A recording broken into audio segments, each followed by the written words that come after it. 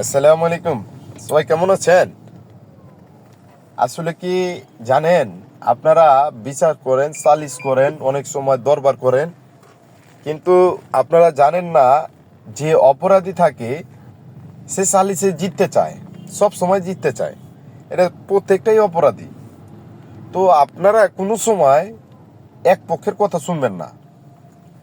এক পক্ষের কথা শুই না বিচার সালিশ অনেক সময় জটিলতা বাড়ে এবং কি মিথ্যা আশ্রয় নিয়ে জিনিসটাকে সমাধান হয় না।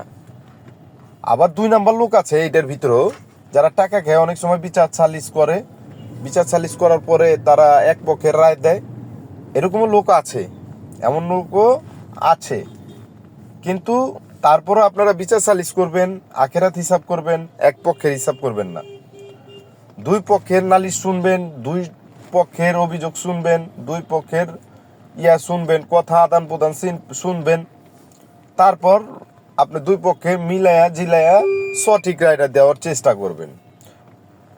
যদি আপনার ওই সঠিক কথায় যদি না মিলে, তাহলে আপনি 2-3 দিন সময় নিয়ে, যে সময় নিয়ে আপনি নিজে অথবা আপনার কিছু আশেপাশের ইনকোয়ারি দিয়া আপনি এই জিনিসগুলা সমাধান করবেন।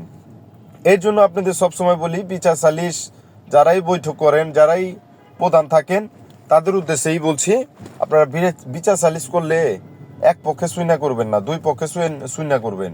কারণটা কি, একটা বিচার সালিশে একটা পরিবার, গোটা পরিবারকে আপনি ধ্বংসের পথে নিয়ে যেতে পারে। একটা পুরা পরিবার, যে যে মিথ্যা আশ্রয় রায় দিব সে কিন্তু ভুক্তভোগী হবে না, ভুক্তভোগী হবে যে ক্ষতিগ্রস্ত হবে, সেও ভুক্তভোগী হবে, যে ক্ষতিগ্রস্ত ছিল না সেও ভুক্তভোগী হবে। তাই বিচার সালিশ কইতাছি, আপনারা সব সময় সত্যটা রায় দিবেন, সত্যটা জ্ঞান দিবেন, ভবিষ্যতের হিসাব কইরা তাকে ভালো দিক পরামর্শ দিয়ে ওই সমাবেশ স্থগিত করবেন। আখেরাতেও আপনিও ভালো থাকবেন। সবাই ভালো থাকবেন। আল্লাহ হাফেজ।